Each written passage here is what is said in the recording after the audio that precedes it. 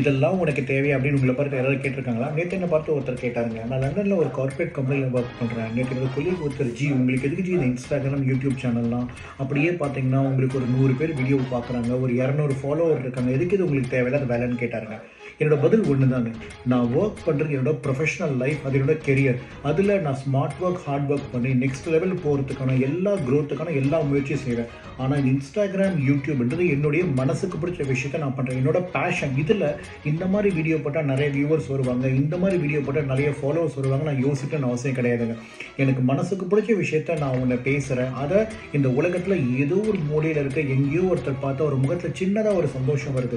இந்த வீடியோவை 100 பேர் பார்த்தாலும் எனக்கு சந்தோஷம்தான், 1,00,000 பேர் பார்த்தாலும் எனக்கு சந்தோஷம்தான்.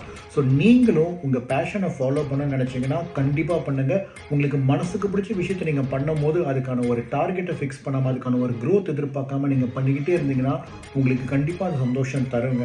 அதனால் நீங்கள் என்னைக்கு உங்கள் பேஷனை நீங்கள் ப்ரொஃபஷனலாக மாற்றுறீங்களோ அன்னைக்கு தான் நம்ம இதுக்கான பலன் எல்லாமே எதிர்பார்ப்போம். அது வரைக்கும் உங்கள் பேஷனை யார் என்ன சொன்னாலும் கவலையே படாமல் நீங்கள் பாட்டு பண்ணிக்கிட்டே இருங்க.